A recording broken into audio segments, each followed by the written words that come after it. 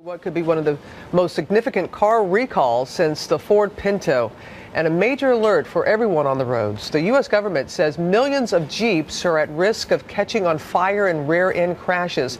The recall is based on what government experts say is a deadly fire hazard that has left an estimated 51 people dead. ABC's Lisa Stark joins us now from Washington with the latest on all this. Good morning, Lisa. Good morning, Robin. Well, this morning, Chrysler is refusing to recall those vehicles, nearly 3 million of them, to add some extra protection around the fuel tank, which sits right near the rear of the vehicle. It's a recall that could cost Chrysler hundreds of millions of dollars.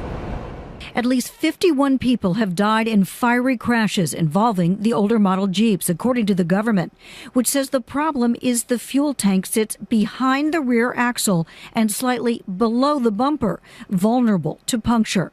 The government says in its initial findings that the defects present an unreasonable risk because people have burned to death in rear impact crashes. A recall would involve 2.7 million older model Jeep Grand Cherokees and Jeep Liberties.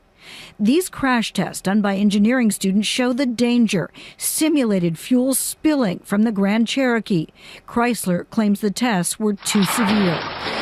But the government points to accidents like this one on a Virginia highway last October when a tractor-trailer slammed into the back of a Jeep Grand Cherokee stopped in traffic. The Jeep smashed into the car carrying Harry Hamilton and his daughter.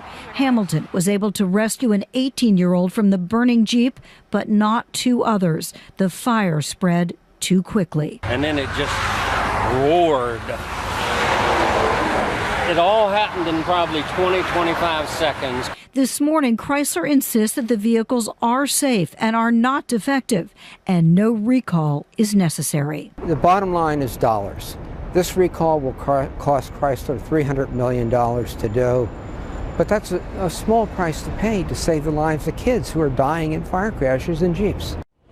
Now, Chrysler is also insisting this morning that the government's analysis, which has been going on for nearly 3 years, is incomplete. And it says that it says the cars are safe and they meet all government standards. If Chrysler refuses to budge, well, then the government may have to sue to force this recall.